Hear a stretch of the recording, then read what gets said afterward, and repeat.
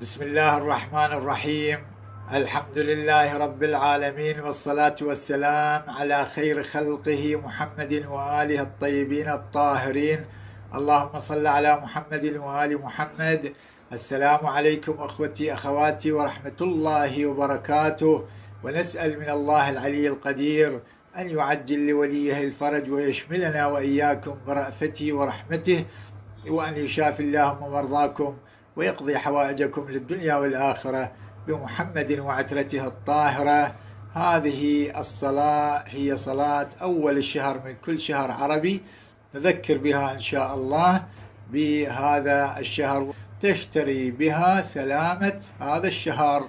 هذه الصلاة أخوتي أخواتي ركعتين، نويت أصلي صلاة أول الشهر قرب إلى الله تعالى، وقتها في أي وقت ما شئت من النهار، ابتداء من طلوع الفجر إلى ما قبل المغرب.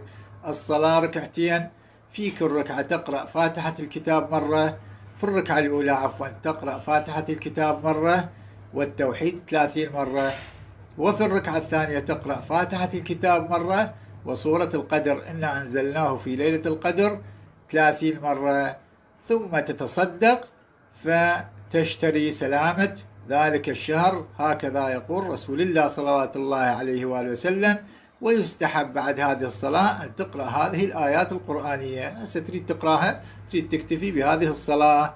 هذه الآية: بسم الله الرحمن الرحيم، وما من دابة في الأرض إلا على الله رزقها ويعلم مستقرها ومستودعها كل في كتاب مبين.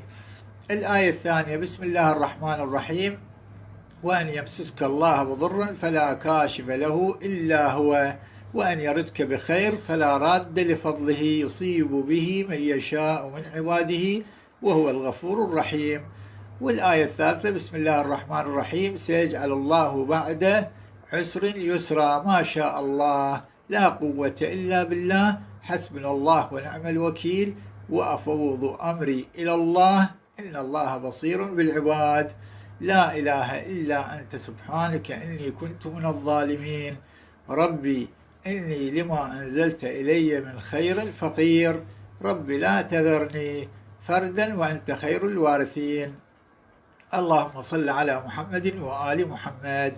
نسأل الله سبحانه وتعالى لنا ولكم التوفيق، والحمد لله رب العالمين.